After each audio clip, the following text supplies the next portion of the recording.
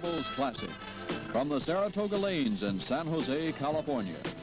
Today's bowling is sponsored by Schick Razors and Blades. It's your face. Let Schick love it. And here in San Jose, the team to beat this afternoon. Eddie Ressler on the left-hand side and Steve Neff on the right. They are the kings of the mountain right now. Good afternoon, everybody. I'm Brent Musburger, and guess what? I haven't got Earl Anthony to talk about. He's not in the finals, but it's a pleasure to be working with the big guy, the bowler of the year a year ago, and the first man ever to earn more than $100,000 in a single season on the Pro Bowling Tour. Earl's going to lend me a little money right after this show. But Earl, let's run down now the 8 finalists for the folks at home. Who are our bowlers here today? Well, in the first match, Brent, we've got 2 rookies from the local area, from San Jose area, Mike Matosich on the left, Tom Wright on the right. They bowled well together for a number of years. They practiced off and on together. They're going to have a tough match in this first match against 2 veterans. On the left, Don Johnson, Paul Colwell on the right. They've got 32 championships between them. They've been around a while. They know what it's all about, and they're going to be tough to beat. And, of course, we have the same format as you're familiar with in singles. You advance along, and the team right now in second place awaits the winners of our first match. Right. Here we have DiTolla and Craig Mueller. They're both from New Jersey. They bowled together for about 5 or 6 years, like the players did before us. And I think of the rookies that are non-champions on the show, these are going to be the 2 toughest ones to beat. They've both shown a lot of experience on television before. They know what it's about, too. DiTolla on the left and Mueller on the right. And then, of course, the 2 bowlers who are waiting for the championship, they'll bowl 1 match for that $10,000 first prize check. Ressler on the left, and Neff, he does look a little bit like Mark Spitz, doesn't he? There you go, right. Couple of free spirits here, Brent. A couple of young players, outstanding players. They both have the game well in hand. They know how to play the game. They've been around a long time. Even though they are considered rookies and young players, and they're both eligible bachelors, Brent, they're going to be tough to beat. They both have very strong games. They can play the game from any angle on the lane, and I think anybody that comes up against them today is going to have to shoot a big game to win. All right, so we are ready. Matosich and Wright will be in the first match up against Johnson and Colwell. You will see Johnson bowling against Matosich, and then Wright will be taking on Colwell. Those will be the matchups in our first match. And we will pick up our first match in the 4th frame. We are back now live. They have completed 3 frames. Matosich and Wright are 10 pins ahead of Johnson and Colwell. So we will begin in the 4th frame. And Earl, it'll be good to explain as we go along the format. I'm sure the viewers are not familiar with doubles. Right. This is a new thing for all of us, Brent. It's the first PBA national doubles. And the players have struggled all week with this format because it's been a thing where the bowler on the right must start the match. In other words, in this situation, Matosich must bowl his frame before Johnson can throw a ball. After Johnson has completed his frame, then Wright can throw the ball, and then Colwell.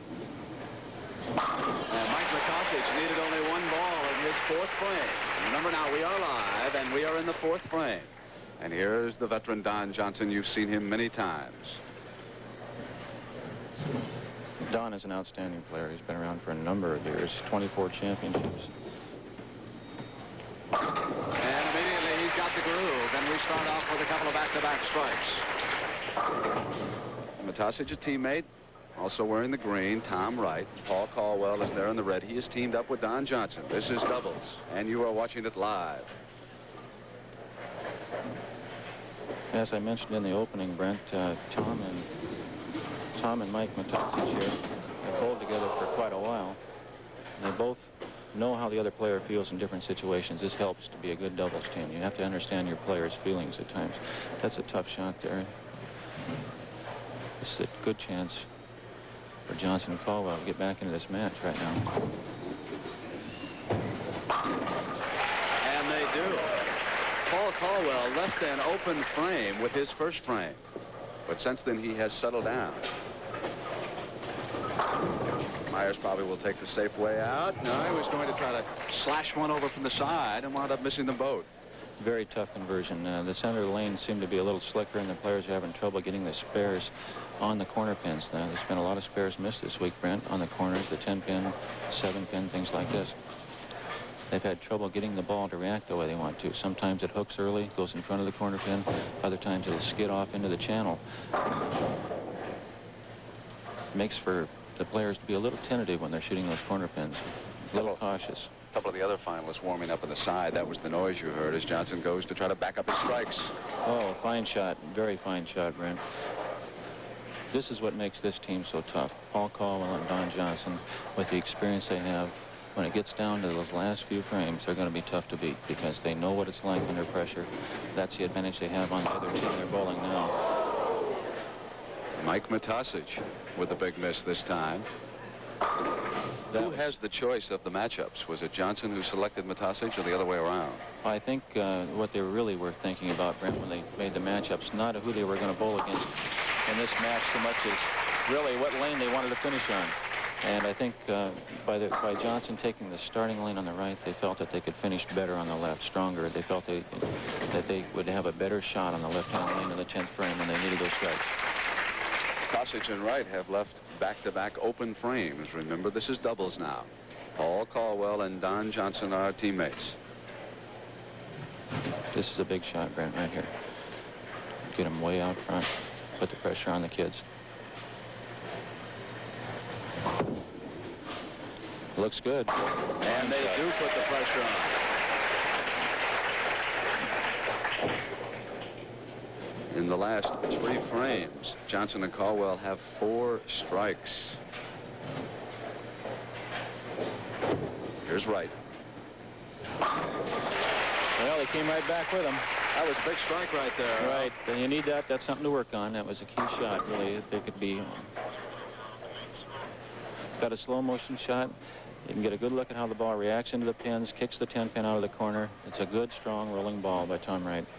28 pin difference right now, Earl. Johnson and Colwell ahead. Matosich needs something here. This is the last half of the game. They've got to get it going, Brent. So Wright and Matosich come back with strikes. And now it is Johnson and Colwell, and here is Don.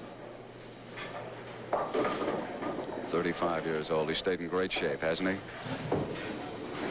Very good shot. Very good. Lots of leverage in that shot. Very hard-hitting ball. Don, if you notice when you get a chance next time up, you'll watch the concentration. And Paul Colwell's the same situation. They both have intense concentration.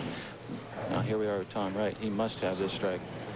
31 pins down at this point. This is a must strike. If he doesn't get this one, Colwell can almost put the match out of reach. This is Wright's 6th frame. Great and shot. He got it. A big shot. Good rolling ball there, Brent. The ball rolled high in the pocket, but you can see it kick the pins off the corner there, and it's because he had good roll, good forward roll on the ball. That's 26-year-old Colwell. Look at the PBA national champion a couple of weeks on CBS.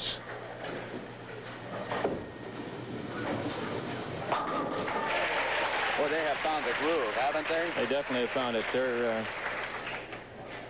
Their ability to make good shots under pressure is going to be the key. Frame 7 coming up in this National Doubles Championship. Johnson and Colwell lead Matosich and Wright by 31 pins, and Don Johnson will be up. He's on a strike here, Brent. This could be right now they're in a situation where they're in the middle frames of the game. A couple of strikes here by Johnson and Colwell, and if Wright and Matosich don't answer back with strikes, this match could be all over, really. He went through the ball quite well. Oh, that looked like one of my shots, Brent. At least this week, Mr. Anthony. Incidentally, we don't have any left-handers in the finals. These are all right-handers here. That's right. I can sit up here and criticize these guys now, and they can't answer me back. Here's Matosich. What a break that was. Wow. Big strike from Matosich and Wright. Johnson goes up, hits the pocket, leaves the 10-pin. Matosich throws the ball through the center of the nose and gets the strike. What a turnaround. That could be 20, 30 pins change there.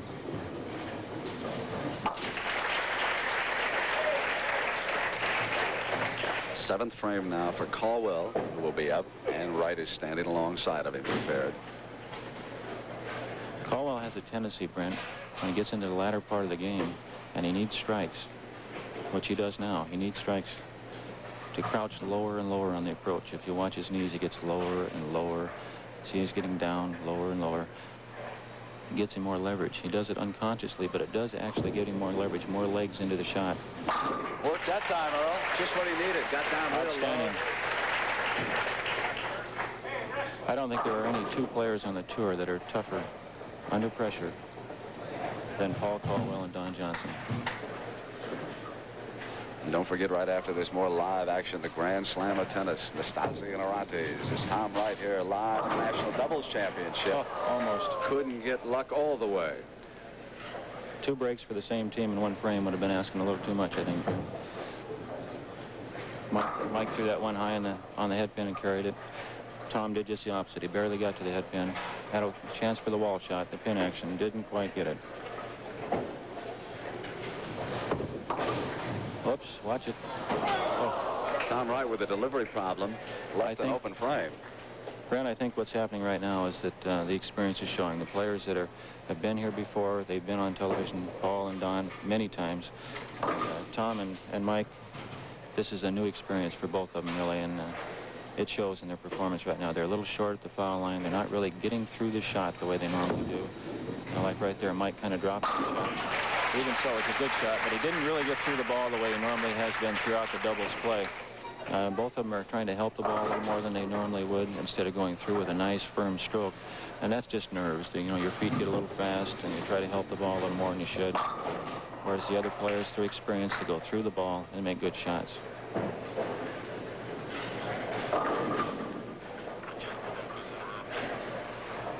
About a 34-pin difference right now. Johnson and Colwell are ahead. Keeping score requires about 3 full-time bookkeepers here in the Doubles Championship. We'll get a good chance to watch Tom Wright's style as he comes up this time, Brent. Tom is a local player. He's from San Jose area. He and his partner both, and they both practice together quite frequently, so they know each other's game quite well. Now, if we watch Tom as he gets ready to go to his shot, here he goes now. He set the ball short. You could hear it hit on the foul line. Down for him. Let's check that release, Earl. We got slow motion of it. Here we go now. Watch him go through the shot. You notice he's going to be a little bit ahead of the ball. He's pulling it through on the bottom, and it comes off his hand early. He doesn't get the good lift that he wanted. The ball was actually set short. It starts to roll earlier. That's why it went through the center of the head pin. But what a break. What a break. Paul Colwell back with a strike.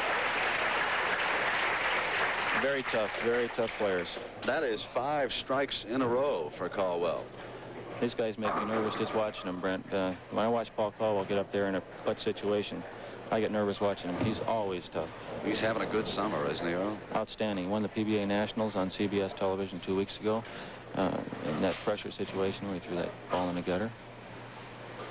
Came right back with 2 strikes to tie the match. And then who would have believed that? Johnson with a strike, and the veterans push on.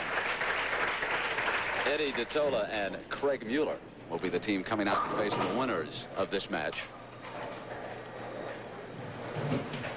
43 down. This is a deep, tough situation right now. Good shot, bad break. Mike was up there on 3 strikes in a row, and they really, both of them needed really to strike out to stay in the match. Right now, they're in a lot of trouble, and I don't think Paul's going to throw any more balls in the gutter this week, do you? I don't think so. Speaking of that tournament a couple of weeks ago, Matosich was 17th. That's right. Mike, this is only his 2nd year on the tour. He's only bowled in about 30 tournaments all told, so he's doing quite well to do as well as he's done this week.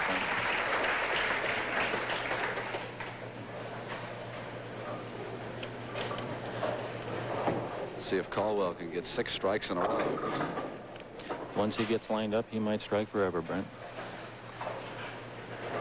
Watch his release. You want to see an unusual release. We call him the Frisbee.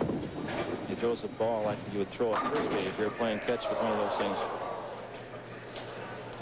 Good shot. Very powerful ball.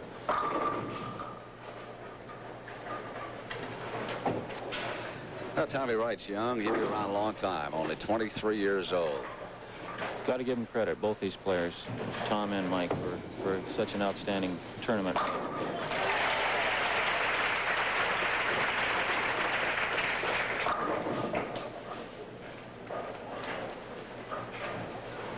With with this fair, Paul and Don will be about 33 pins ahead with one frame to play. But even at that, when you consider this is a doubles tournament now, there are a lot of pins at stake in that 10th frame.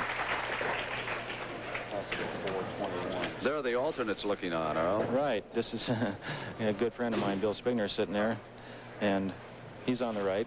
On the left is Dennis Lane. Both have been on the tour quite a while. They're both good players, and they really got close last night. They had to shoot a big game. They did win their match in the position round, but couldn't quite make the show. Well, I think that just about does it, Brent. It's a shame.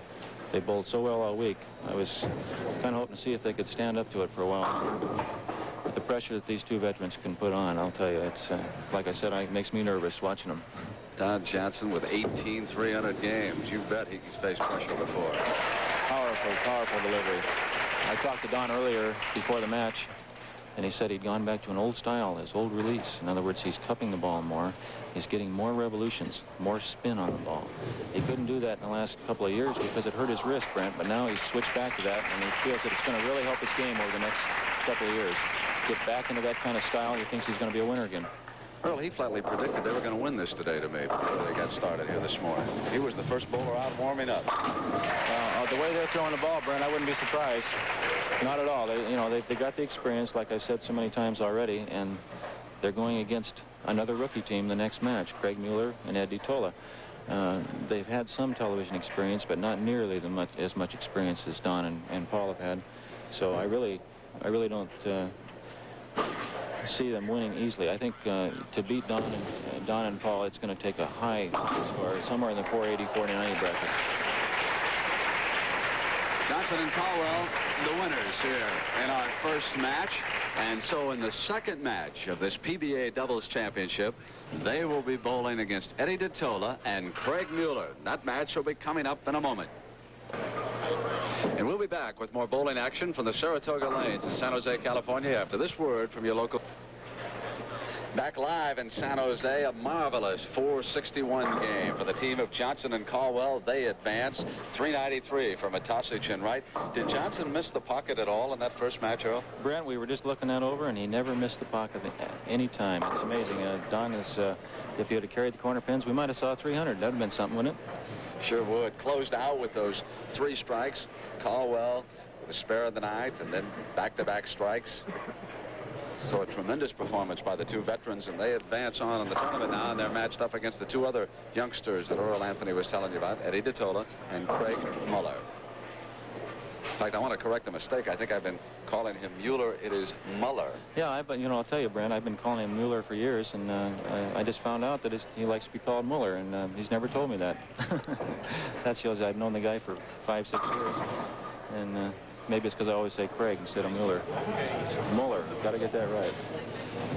So the veterans against the two youngsters out of the New Jersey area. And here is Don Johnson, who's coming off a 226 game.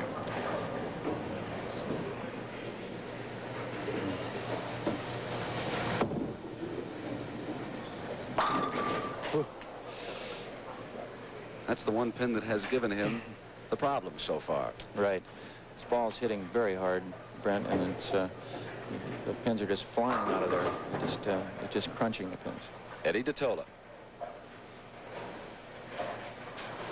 Eddie's what we call a stroker. He doesn't really try to help the ball a lot. He goes through the ball, excuse me, he goes through the ball quite firmly, but he doesn't try to help the ball and make it hit as hard like, say, Johnson would. It's a much smoother release. He's more apt to stay in the pocket than the guys that hit the ball very hard. And after I say that, I just get through saying Johnson's throwing 12 or 13 shots in a row right in the pocket. He hits the ball quite hard at the release. Now, if you watch Ed DiTolla, he doesn't. Goes through the ball smoothly. Here we got Paul Colwell, just the opposite.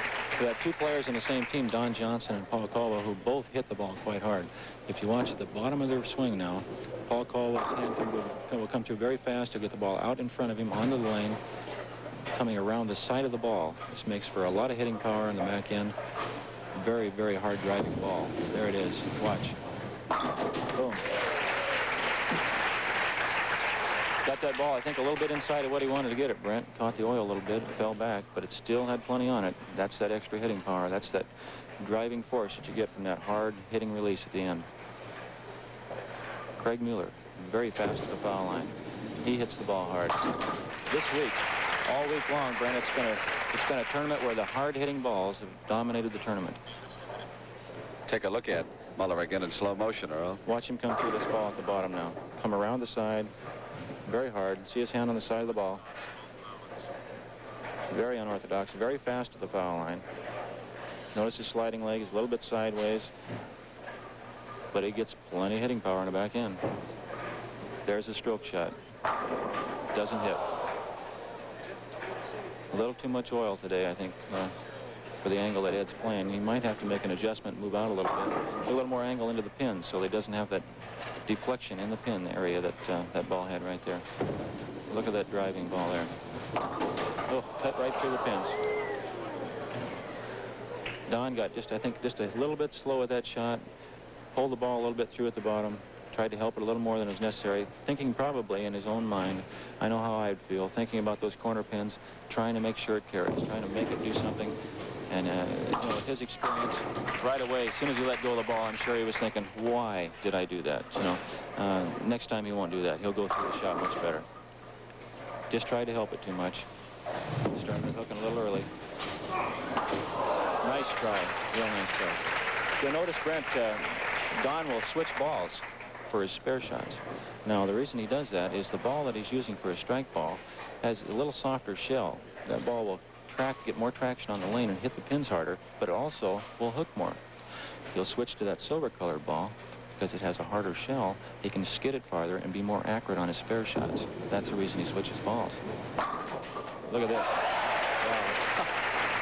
Little love tap there. Mueller got it to go down. He was helping it a lot with that body English. He's liable to run clear out of the building if he gets him going, Brent. He's a very exciting player to watch. Here goes the frisbee thrower again.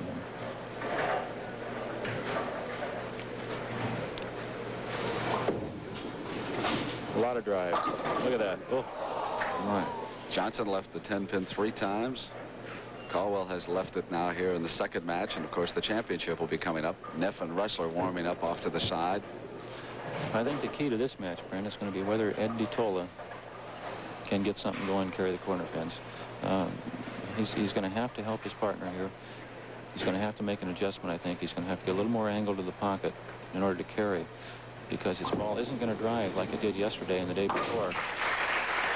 But earlier in the day now, the lanes have been dressed again this morning. The ball has a tendency to skid a little more when that right after they've been dressed. He's going to have to make an adjustment.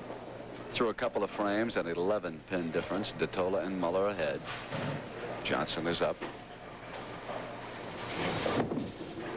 There he went through that ball really well. Oh. This has been the nemesis of the players all week, Brent. It's getting the corner pins out. The 10-pin, the 4-pin, back and forth.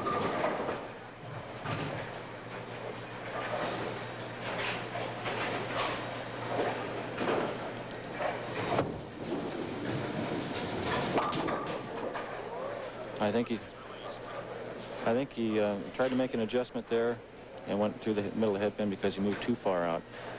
There's a smooth release, very smooth, no help at all. He got the ball well out over the foul line, but I think he just got out a little too far and the ball hooked early on him, Brent. Back in time to see Johnson pick up his spare, and here's DiTolla going for his.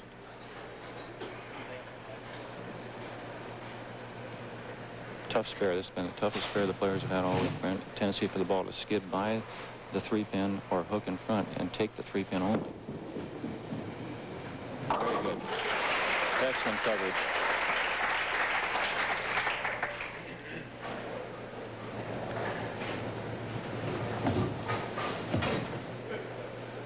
Here's the national champion, Paul Colwell. It was about this point in the first match where these two veterans took complete command. Look at that ball turnover. Oof. Very powerful ball.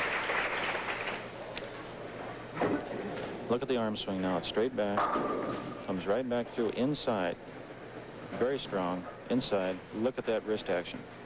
Very firm. He stays down with it, doesn't he? Determination on his face. You see that, Brent? He's going to get that strike regardless. Mueller is up a little off balance after his release that time. There's the problem with being a little faster with your feet. You have a tendency to get up there ahead of the ball. You have to pull it through to catch up with you, catch up with your body. It has a tendency to make your body pull sideways. Watch his feet. He'll turn sideways. It's because he has to pull the ball through. See, his foot is going sideways there. He had to pull the ball through, makes it go to the left. He went through the nose, got the foot. Nice shot. Great shot. What a shot. Look at that coverage. Mueller. Great shot.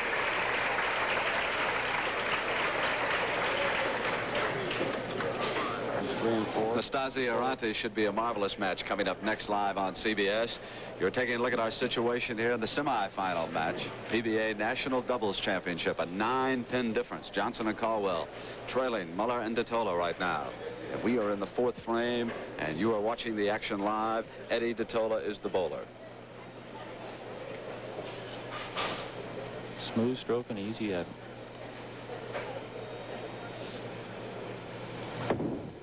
Got that one out in front of him this time. All right, fine shot. Watch him get through the ball much more firmly. He's out in front of him. Got it out over the foul line. Gives him lift. Makes the ball react much firmer in the pins. Hits harder.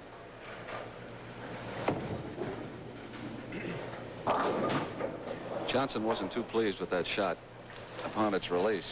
Don looks to me like he's changed his approach a little bit, Brent. Looks like he's moved back on the approach. He's taking longer steps. Look at how long those steps are. Now, that's not Don Johnson's normal style. He's stretched out a little bit.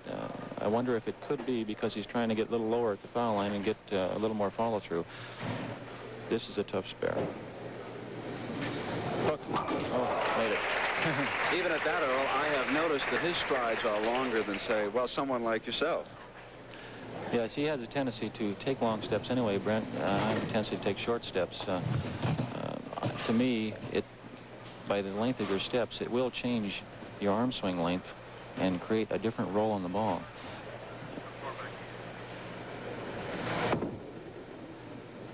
All right, very powerful. A little slower with the feet this time. A little firmer at the foul line now. Not quite so sideways as he goes through the shot. Got the ball out over the foul line. You notice he's not nearly as sideways as he was the time before when he threw the ball high on the head pin. Here's Colwell. He's teaming up with Don Johnson. Good shot. Excellent ball. What a player this man is. We've got a great match going, Brent. Just 1 pin behind, and Johnson up.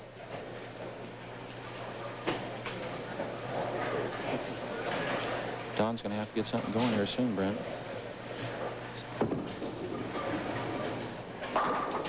Solid 7. The release of Don Johnson will vary at times, and this time, watch the follow through in this shot, Brent. He'll bring the hand down through the ball and bring it to the right. Why he does this is something I really don't know. It may be that he feels the ball is going to be inside his target and he wants to make sure it holds the line longer. It could be a many things, but that was such a fine shot. I just don't understand why I didn't carry. The ball might have hit just too hard. Don earlier had trouble with the 10-pin. Right. It looks to me like he's made an adjustment. It looks like he's trying to go a little farther inside with the ball toward the center of the lane. Goes straighter to the pins, so he doesn't hook behind the head pin. This is a normal cause of leaving the 10-pin. The ball's a little late. It's a little bit behind the head pin. He'll leave the 10-pin. Now the ball's a little straighter into the pins, and he probably feels he can carry better, and maybe that's why he's changed his release at the foul line. Get a little more hitting power in that deeper angle. And a reminder, if you just joined us, this is doubles competition, the first PBA Doubles Championship ever televised. It's live on CBS. Colwell is the bowler. He's teaming up with Don Johnson. They won the first match. Championship coming up next. Look at that ball turning. Oh, wow. Pretty shot by Colwell. Makes me nervous watching him. Here's the release from another angle. See the wrist flip? He does spin it, That's where he gets his nickname Frisbee, right there. Here's Craig Mueller. 33 years old, Union, New Jersey, his hometown. He likes to do a little drag racing, although I understand he hasn't done it for about the last 6 years. That's where he gets that hard charger. He definitely gets out of the blocks in a hurry, doesn't he? Yeah, he still likes that speed. Yeah, that speed was an advantage right there. The ball made the ball hold the pocket a little longer. That's why he tripped that 4-pin. A little less speed, and he had all kinds of problems. He might have had another of those 4-9s that he had. We've got DiTolla up on the right now, Brent. They're 2 pins ahead. Ed's on a spare here.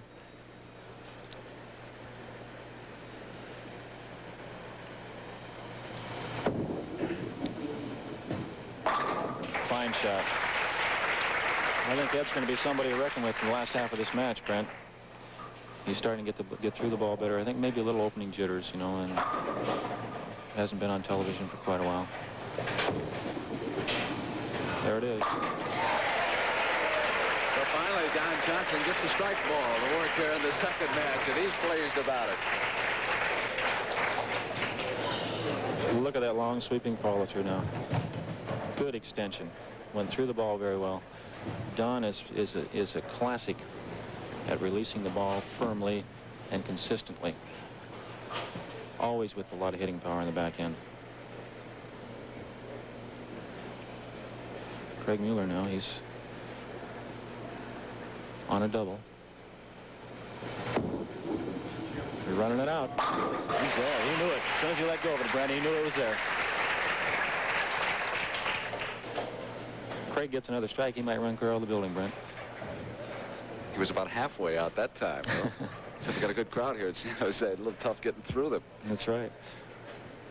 It's Paul Colwell on the left now. Paul and Don won the American Bowling Congress Doubles Championships in Oklahoma City this year. First time they've ever bowled together as a doubles team, and they won it going away. There's a tough break. The ball was rolled well. Maybe just a little late, but it's hard to tell, really. It was a fine shot. Just a tough break. This is one of Paul's tougher spares right here. He shot it probably 8 million times over the years, but he still has trouble with this spare. He tries to throw a different release at this. If you watch his hand action now, he will not turn it as much. He will try to go straighter through the ball. See that? He killed the ball, skids it all the way to the pin. This time, Paul Colwell picks up that spare. So we got a close match brewing here in the semifinals. Neff and Ressler will be up next for the championship. The scorecard coming into the 7th frame here of the National Doubles Championship from San Jose, and the team of Johnson and Colwell trailing DiTolla and Mueller right now by 13 pins. This is kind of a shock to me, Brent, because I really felt that Colwell and Johnson would be a dominant factor in this championship, in these matches, with their experience. But we've still got 4 frames to play. We'll see what happens. When you're bowling against a couple of guys that have been bowling together for years, which DiTolla and Mueller, I should say, have, it's tough to upseat these guys because they do steady each other. They help each other. Another fine shot by Don Johnson. Another solid 10-pin. What a shame. He left a solid 7 on that lane last time. The same type of hit. The ball is just hitting so hard, and it's just not quite the right angle to carry the pins. And that's one of the most difficult things in the game, the right speed and right angle to carry the pins. Eddie DiTolla. Big shot for Ed. And a fine shot. You're right, Earl, when you predicted that he was going to be tough down the stretch in this match. Eddie's tough under pressure anytime. All these players are, but some just seem to get up for it more than others, Brent. They're going to have to beat these 2 guys. Paul and Don are really tough. I keep repeating that they're as tough as they are, but it's just because I guess maybe I have so much respect for them, for their ability. 7th frame now from Mueller and Colwell. Colwell is up. His teammate is Don Johnson.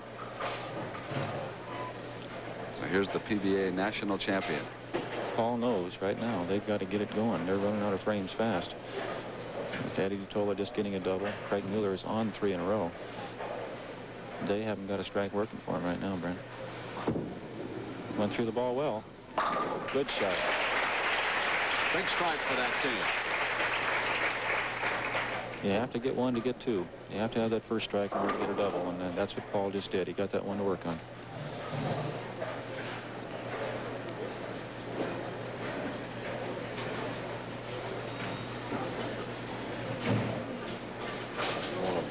Mueller working on that streak. Keeps it alive. Oh, look at this. Outstanding, outstanding. Craig is really showing what he's made of. He's getting out there and doing it like it's supposed to be done.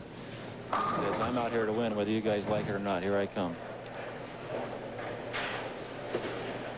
Those 32 championships don't even make him nervous. And there are the two finalists awaiting their showdown for $10,000. Neff on the left, Ressler on the right. They'll be bowling against the winners of this particular match. And then after it, more live sports action on CBS. Nastassia, the Grand Slam final. Well, there's that weak hit again. That's the nemesis of a stroker. He doesn't really get that ring in 10 like a Don Johnson, but he still leaves a 10-pin. That's the kind I leave, Brent. Those weak ones. But not very often.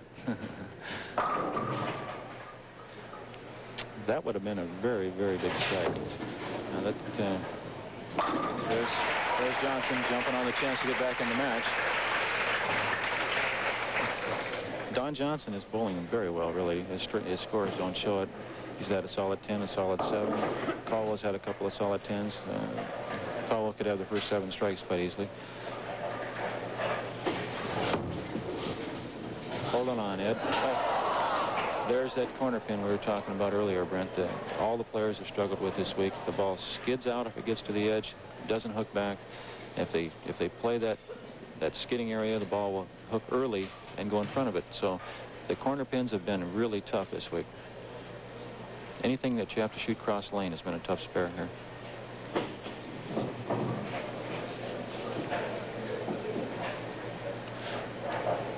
Craig can keep him right there in the match now. With this one, it's a big strike. 4 strikes in a row for Mueller. A little fast with the feet again. Got up high. Just a little bit fast with the feet. Got ahead of the ball and pulled it through at the bottom again, Brent. A little anxious there. Really knew he wanted that one bad, and the adrenaline got to him a little bit too much, I think.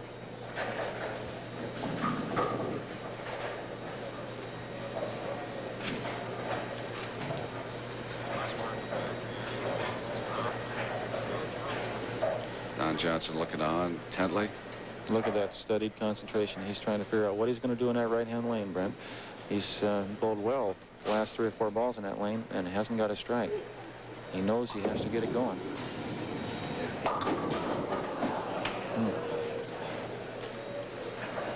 All the players are struggling with the same problem, Brent. They're all having a little trouble getting their feet slowed down. You've got to keep those feet slowed down.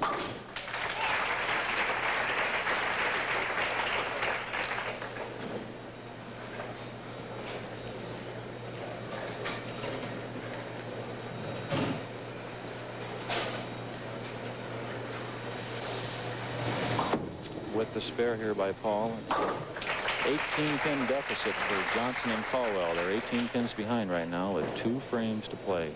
The key frame right here, the 9th frame. So what the bowlers always talk about, and want to load up right here. Get this one in the 9th, so when you strike out in the 10th, you pick up 60 big pins. Johnson coming off a strike in the 8th, too, or as he comes up here in the 9th. Right. This is a lane that he's had trouble carrying on. He's left a solid 7, 10-pin or 2. This is a key shot for Don. If he gets this one, he might go all the way in the 10th in the other lane. Looks good. Looks good. Great shot. No doubt about that one by Don Johnson. Looked like he moved a little bit on that one, Brent. He moved out a little bit and actually circled more, just the opposite of what he was trying to do earlier. He's moved farther out on the lane. He's more toward the edge of the channel. Running hard. And there it is, into the pins. There it is. Carry that 10-pin off the wall that time, and instead of that ringing 10, the ball was coming in later.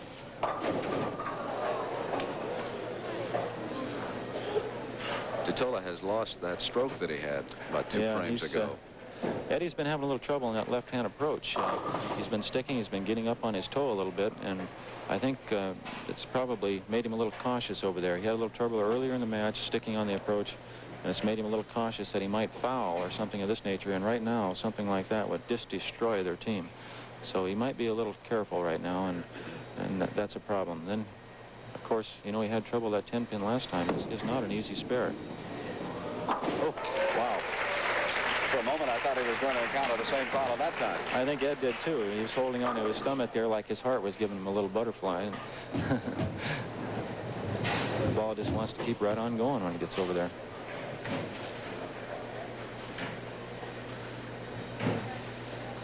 See if Paul can load up in the 9th like his partner did here. It's a little bad to me. Oh, he got it off the wall. Whew. That's called lots of fingers. That's that power ball coming through when you need it, right there. You carry those hits that aren't really solid in the pocket because of the amount of roll and hitting power on the back end that ball has when it goes to the pins.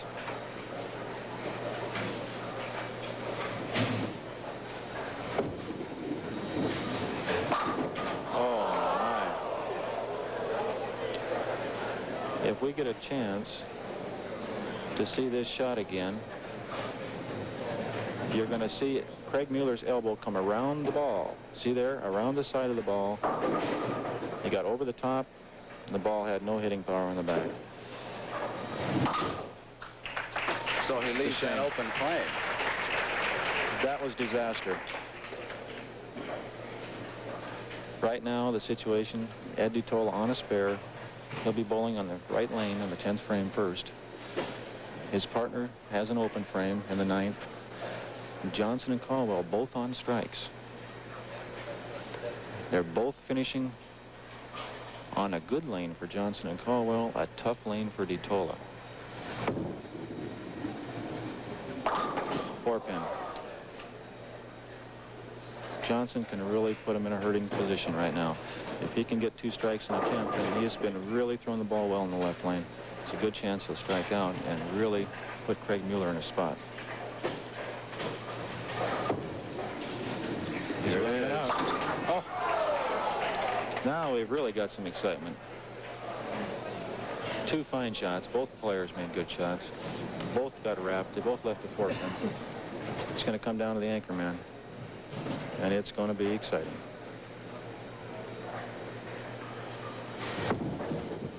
And there's a spare for Ed. Easy Ed DiTolla. Never seems to get excited.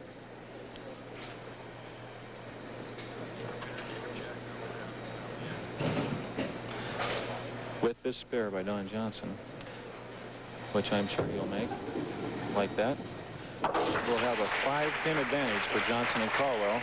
But the big advantage in this situation is that Colwell is on a strike, whereas Ed DiTolla's team with Craig Mueller bowling anchor does not have a strike to work on. Now, if Craig Mueller were to go spare strike, all Colwell would need is any kind of a mark and decent count to win the match. If Craig Mueller were to double in the 10th frame, then Paul Colwell would need the first strike to win the match. So we could have all kinds of possibilities here. Very unlikely we could have a tie. The count would have to be very bad by one of the players to do that.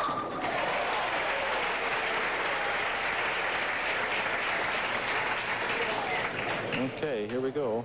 Johnson and Colwell have, I think, a 6-pin edge. And Craig Mueller is going to bowl first. If he gets this strike, then it's up to Paul Colwell. Now, Craig Mueller gets this strike. Paul Colwell will have the next shot. If he strikes, the match is over. Craig Mueller must strike. He's running it out. Oh, fine shot. Power, very good. Possible.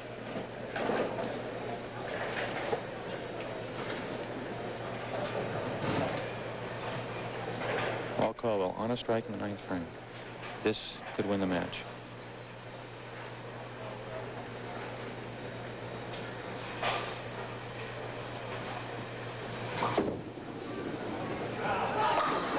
Can't throw him any better than that. Don Johnson was out there and they approached the meeting, and they knew they got it then. Johnson was out there saying, "Great shot, partner, great shot." That's teamwork. They work together and they win together. Craig Mueller now is really just bowling to finish the match out. It's all over. Paul Colwell stays behind the foul line. They're a winner. You won't take any chances with that, Earl. No, well, you never know. If you can throw it in the gutter, the 10th frame of the national championship. There it is, folks. There it is. Colwell and Johnson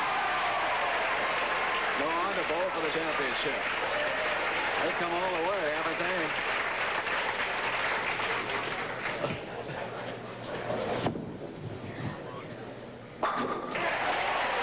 Fine finish. Fine finish by Craig Mueller. A little bit too late. We could take a look at Paul Colwell, the way he hit the floor after he delivered that winning strike. Get down there. He knew it when he let go, Brent. Look at that. So Colwell and Johnson will be matched against Neff and Ressler for the championship. And we'll be back with more bowling action from the Saratoga Lanes in San Jose, California, after this word from... And those 16 pins could mean $10,000 for Johnson and Colwell as they eliminate DiTolla and Mueller, and now they advance to the championship against Neff and Ressler. And what a next few hours it should be here on CBS, because right after the doubles championship live from San Jose, we'll be switching east for the doubles of the singles of that Grand Slam of tennis. Illy Nastase and Manuel Arantes, Pat Summerall and Tony Trabert standing by for that championship. Right now, Earl Anthony, Eddie Ressler, and Steve Neff, and it's going to be very difficult to beat these two bowlers if they bowl the way they have all week here at the Saratoga Lanes. Just looking at that, Brent, I was watching the players warm up earlier, and I talked to Steve Neff about the shot, how it's been for him all week, and then how it's been in the practice before the show. And he says the lanes are much tighter. The ball skids much more than it did during the week. And he's a little concerned about that. He hasn't been able to get the ball to hit the way it did during the week, and he was the leader of their team. He was the one that dominated play for him. Steve Neff is just practicing. So you can see he's a little bit confused right now. Noticed earlier Don Johnson and Paul Colwell were about a minute and a half ago were getting there in a little strategy meeting trying to figure out exactly what they were going to do. Maybe get Don Johnson striking on this right-hand lane.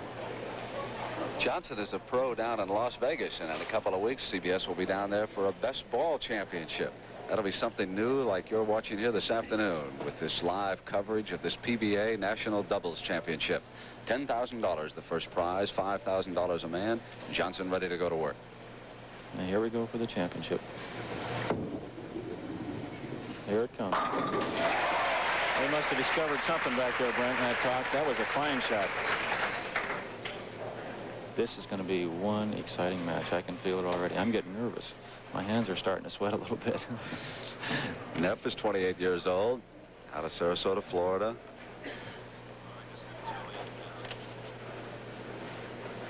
Here we are doing a championship match, and I haven't got Earl Anthony to talk about. Instead, he's talking to you.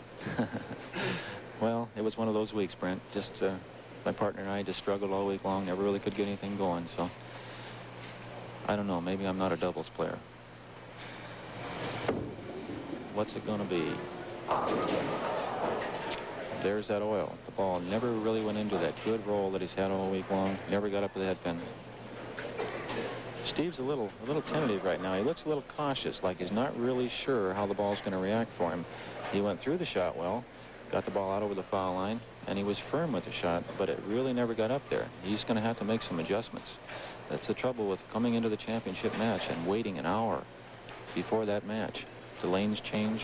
You have maybe 2 or 3 practice balls to start the match. The team that's bowled before you has already bowled a match. They know what they're like.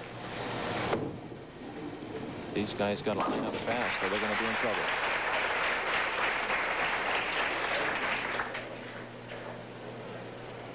Paul Colwell, 235 and 239. His 2 games so far here this afternoon.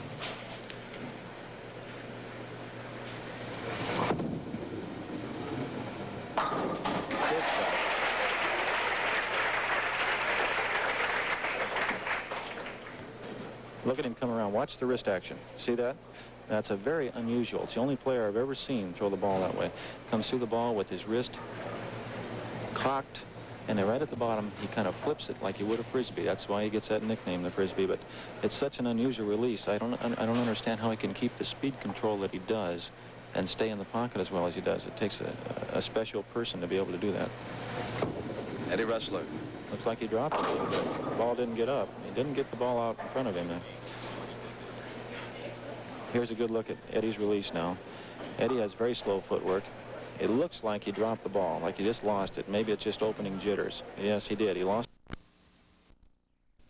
Hold a match. They know what they're like. These guys got to line up fast, or they're going to be in trouble.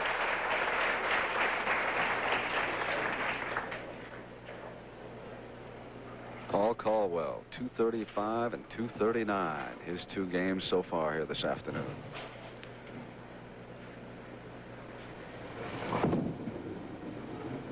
Good shot.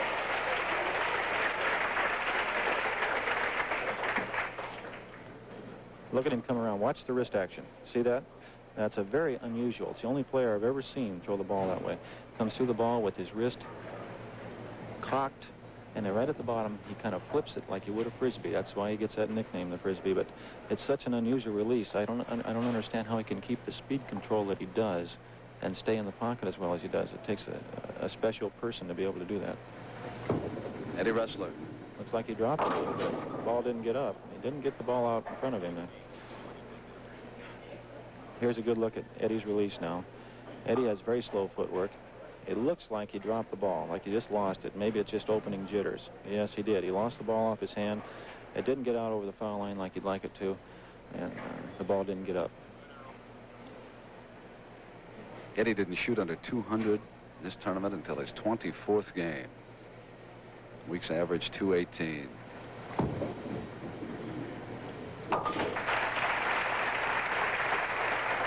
Well, we'll see if Steve's made any adjustments here now. The left lane seems to be the one that most of the players have had trouble with until Johnson and Colwell got lined up on it, and they just murdered it. Neff and Ressler both had trouble starting the match in that lane. I think that's why. See, they have the choice of starting lanes. I think that's why they picked the right lane to finish on. So they'll bowl their 10th frame on the lane they're bowling on right now. And I think they feel they're more comfortable in that lane. Let's see what he can do. It looks good. Fine shot.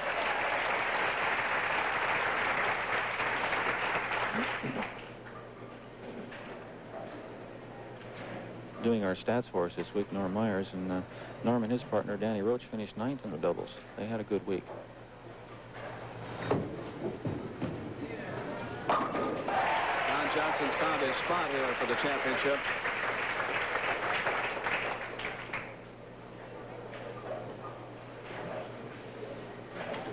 Eddie Ressler's 21 years old.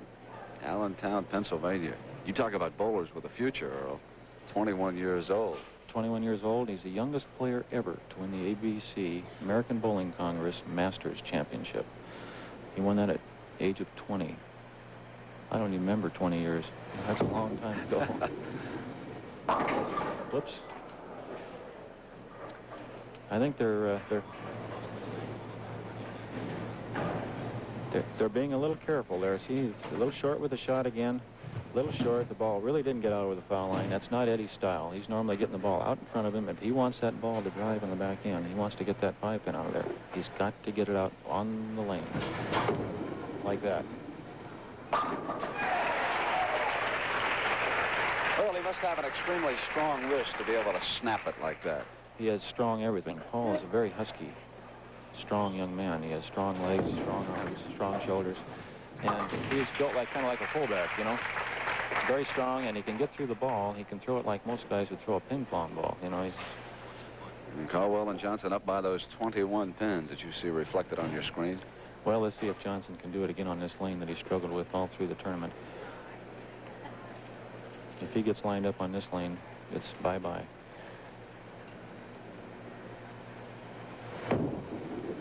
He likes it. He got it. Well, Johnson starts out with 3 strikes in the first 3 frames here for the championship and that $10,000 first prize. What came none of us can do this, is count these kids out. Neff and Ressler, two outstanding pressure bowlers. Let's see if Steve's made an adjustment on that left lane now. Look at the shot here, folks. Two guys there, Johnson and Colwell, complete concentration, thinking about their next shot. Wondering what Steve's going to do, if he's going to make that adjustment. It looks like he's done it. Oh, 10-pin. He really went through that one. Really went through it hard at the bottom.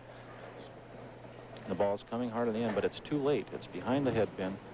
Doesn't get the 4-pin off the wall to kick the 10. Not the 4, but the 6-pin off the wall to kick the 10-pin out. Now, here we are again with this corner pin now. Even though these men are professionals and shot millions of 10-pins, here they've been tough. And something like this in a championship match, if you were to get careless, could really hurt him. Stuck. Made it anyway. Concentration. Went through the shot even though he did stick on the approach. That's good concentration.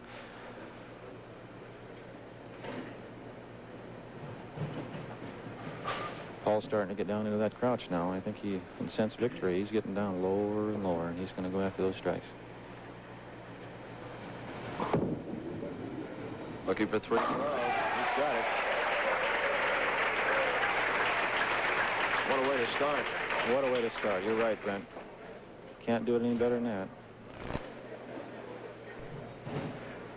Don said that he's more or less carried the team into the show, and it's Colwell's turn to carry him through the show. So he's definitely done that. He's averaged about 237 for the first 2 games, and that's good bowling in anybody's book.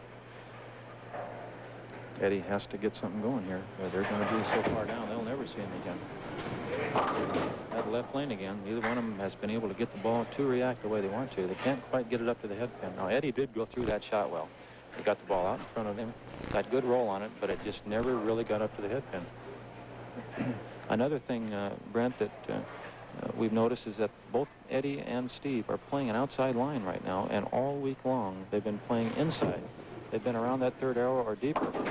Now they're both outside, so there's been a drastic change in their opinion of the lane condition. So we have come to the end of 3 frames, and Colwell and Johnson are applying the pressure. All strikes for those two so far. The line score reflects the story. Neff and Ressler with just 1 strike, and look at the bottom. All strikes for Johnson and Colwell. So that team right now is ahead here by 44 pins. Johnson was just walking behind Steve Neff. Neff had trouble practicing, and it has continued here in the championship match. Just can't seem to get lined up. He's playing an angle that he hasn't played all week, Brent. He doesn't look like he's comfortable with it. He doesn't really feel sure of himself. He's had some problems with his footing. Let's see if he's got the line. Got that one in there.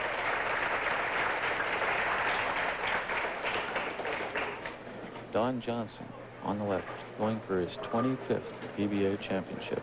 That would tie him with Dick Weber and put him one up on a gentleman by the name of Earl Anthony. You'll have to go out after him here in a couple of weeks. That's right. He would be tying one of the greatest bowlers that ever lived, Dick Weber. Go down. Wow. That's the first pin. Johnson and Colwell have left standing here in the championship. That's a big, big tap as far as Neff and Ressler are concerned, because that's 10 less pins they've got to pick up later. Now, Neff got his strike. Let's see if Eddie can get his and get them rolling into the match. They should be getting about lined up. They've had 2 shots on one lane, 1 on the other. This is Eddie's second turn on this lane. Let's see if he's made an adjustment to get himself going here. Ressler is up with his 4th frame, coming off a spare in the 3rd. He's moved way out. Way out. Was way over there, wasn't he, that time? Right off the edge of the channel. The ball never really went into a good roll. It skidded almost all the way to the head pin. Earl, did he want to get that far out? He definitely wanted to get that far out. Brand, it was a move he made, and I saw him throw it a couple times in practice. And now he's out way outside. He's trying to make the ball come up, and he actually didn't roll it that as good as I thought he did. He got around it a little bit, didn't go through the shot as firmly as he could have. 4 in a row. Colwell. What a bowler he has been in San Jose. Tremendous player. Ressler cleans him up, and you're watching this championship action live on CBS. And right after this, Nastase and Arades for the title of the Grand Slam of tennis. Well, Johnson's on a spare, but I don't think anybody wants to win this thing any more than Don does because of what we mentioned before. This would tie him with Dick Weber as the all-time champion in professional bowling history.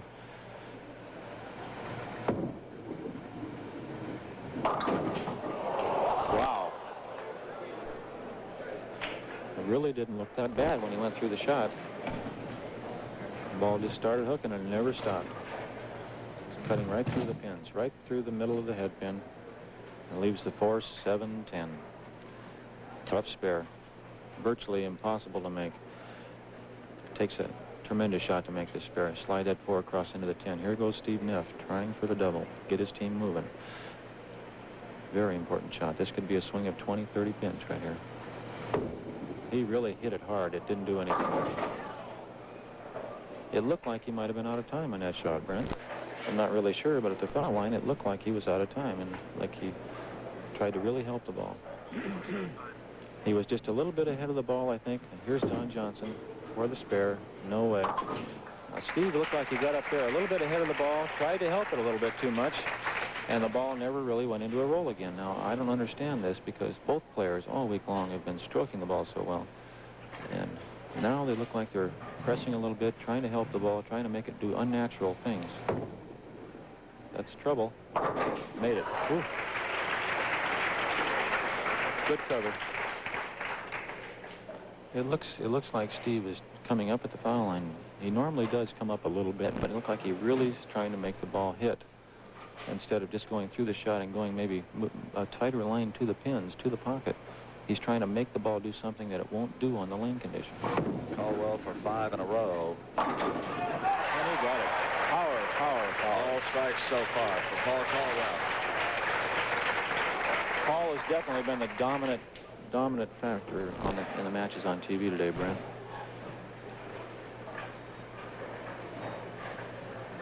Let's see if Eddie stays outside. Right around the second arrow there. And got a break.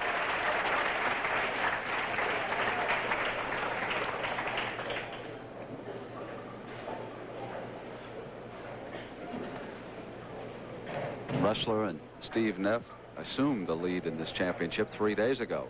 They haven't relinquished it, but they are under pressure right now. Here goes Neff on the right-hand lane on a spare. They're 38 pins behind at this point. 52 pins behind, excuse me. 52 pins behind at this point. They have got to get it going, Brent. They're just running out of frames. That could be trouble. Oh, he got it. All right. Ball started hooking. Really surprised me it held the pocket like it did. He's really helping the ball. It's just not like Steve to throw the ball that way.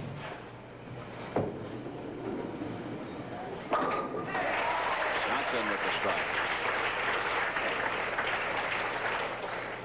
These veterans are not going to make any more mistakes, I'm sure. It's going to be up to the kids here, Steve and Eddie, to go out and get them. They're going to have to start throwing strikes and apply pressure to Johnson and Colwell, or they're just never going to see them again. They're going to be gone. They've got to throw strikes right now. Ed moved back in on that one. It's falling back. 4-pin. He made an adjustment again to the left this time. Brent moved it looked like 7 or 8 boards inside of the last shot he threw, and the ball just never held the pocket. It looked like a fine shot. They're struggling. The 6th frame for Colwell. Really struggling. They never have been lined up in the whole match where they're really sure of themselves when they release the ball. That's trouble. Oh, got a break. What a break. So he finally leaves a pin, and listen to the crowd here. This is Colwell looking on at San Jose. Ressler picks up his spare.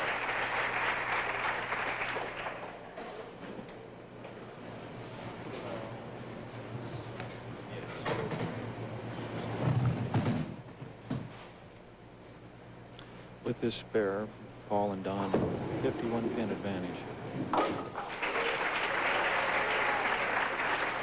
We have finished 6 frames of the championship, and the team of Johnson and Colwell, who have come all the way, lead by 51 pins. And as soon as we complete this doubles championship, we'll be going out for the Grand Slam of Tennis Championship, Nastase and Orantes. Here's Johnson, teamed up with Colwell. They have come all the way, and they got a stranglehold on this championship right now.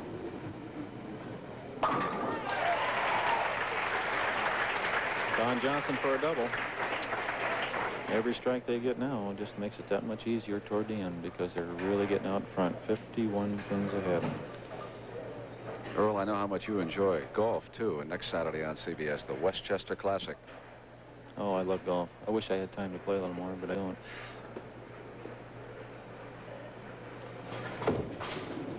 Just about have to have this. That's trouble. You know, an interesting thing about this, Brent, is that Paul Colwell and Don Johnson led this tournament after the first qualifying round. Never were the leaders again until maybe right now, the last game of the championship. Eddie Ressler and Steve Neff led the tournament from the 3rd, 4th, and 5th qualifying rounds up till now. And now they're struggling. They led the tournament by several hundred pins and just never, ever got it going today. That reflected some of the problems that Neff has encountered here in the championship. He just has never felt comfortable. That was an interesting shot that Steve just threw there because he left the split, the wide open split, an impossible split. And what he actually was doing, rather than go for the pin count, was trying to find a way to line up. You never know. There's 3 frames to bowl. And Steve feels that if he can get a line in that lane and maybe get one on the right lane, he could strike out and maybe something will happen to get the match close. But Colwell says, wait a minute, I'm going to shut the door, boys. I'm not going to give you guys a chance. 6 strikes in 7 frames. Looks good. Oh, fine shot. Tough break for the team of Neff and Ressler. So we are deciding a bowling champion right now, and in just a few moments we'll be deciding a tennis champion. Nastase and Orantes live, coming up next on CBS.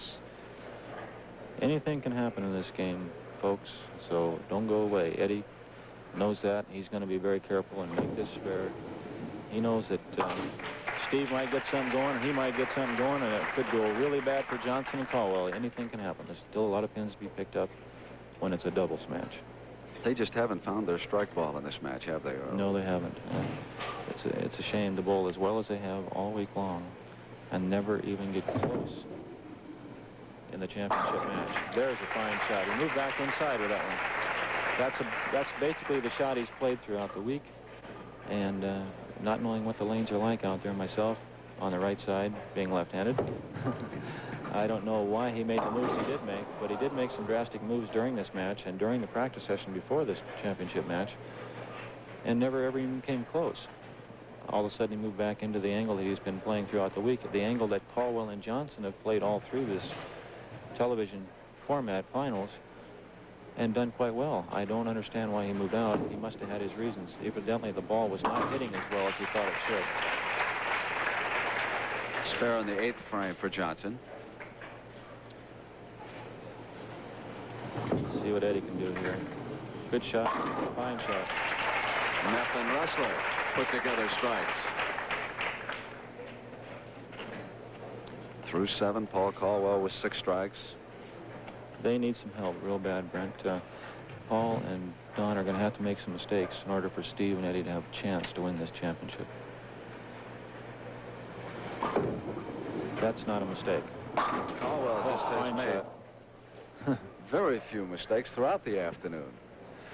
Yeah, he's gonna be the dominant factor in this segment of the championship. He's definitely dominated things.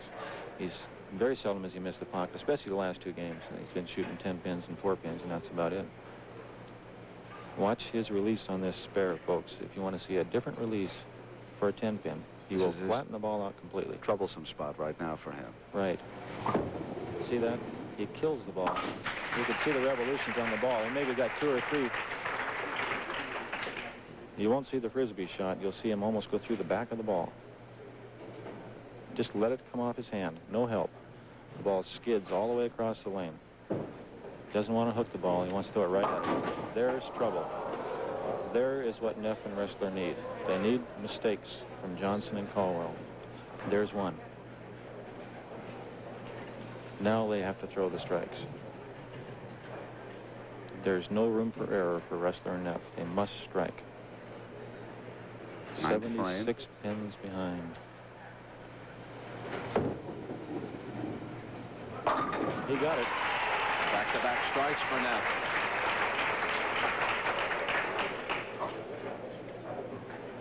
Big strikes.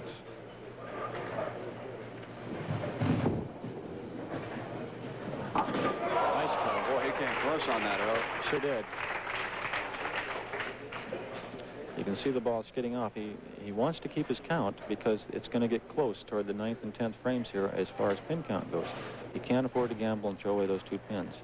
Steve earlier had to make that gamble to get lined up to get strikes. Now, consecutive strikes for Ressler. This is where the kids start showing that inside stuff, that what they call plain old guts. They've got it. They've been around a while. They know what it's all about. And they're going to show these veterans, hey, we're still here, boys. Better wake up. We're not going to let you coast in. You're going to have to earn it. Big strike. Colwell answers the challenge. He's right there.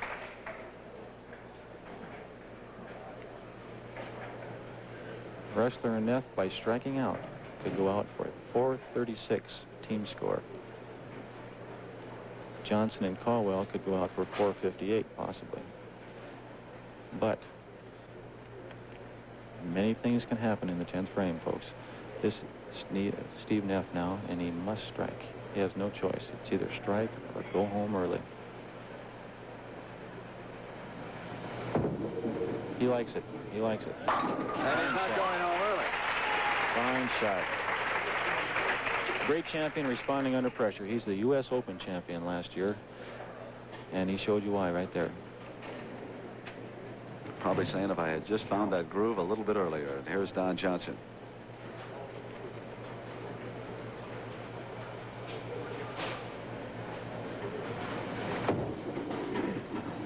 Little cautious there. He got it, though.